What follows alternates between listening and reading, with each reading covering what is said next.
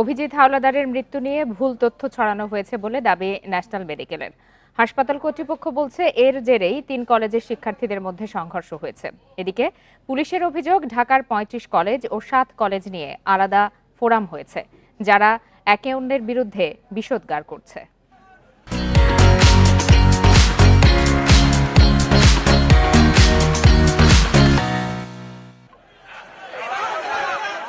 রবি ও সোমবার সংঘর্ষে জড়ায় ঢাকার বেশ কয়েকটি কলেজের শিক্ষার্থীরা। পাল্টাপাল্টি হামলা ও ভাঙচুর হয় সোহরাওয়ার্দী, নজরুল ও মাহবুর রহমান মোল্লা কলেজে, যার সূত্রপাত হয় ন্যাশনাল মেডিকেল থেকে।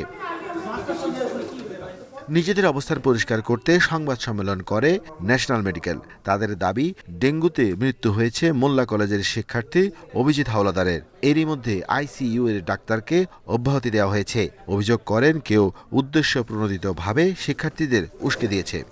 পরবর্তীতে এই ফলপ্রসূ আলোচনার সঠিক তথ্য সাধারণ ছাত্রদের মধ্যে উপস্থাপন না করে বিভ্রান্তিকর ও উস্কানিমূলক তথ্য ছড়িয়ে দেওয়া হয়। কুচক্রী মহল হাসপাতালের উপর মিথ্যা দায়ভার চাপানোর ঐকান্তিক চেষ্টায় লিপ্ত। পুলিশ বলছে অভিজিতের মৃত্যুর জেরে ন্যাশনাল মেডিকেলে ভাঙচুর করে মোল্লা কলেজের শিক্ষার্থীরা। তাদের ঠেকাতে চেষ্টা করে সোহরাওয়ার্দী ও নজরুল কলেজের শিক্ষার্থীরা। এভাবেই দ্বন্দ্বে জড়ায় 3 কলেজের ছাত্ররা।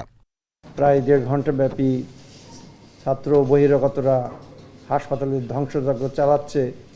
একটু পরেই তারা আমাদের কলেজের গেটের তালা ভেঙে ভিতরে ঢুকে পড়ে। এখনো পর্যন্ত আমরা এই ঘটনার পুনরাবৃত্তি না হওয়ার ব্যাপারে সম্পূর্ণ আশঙ্কা মুক্ত হতে এখনো পারিনি।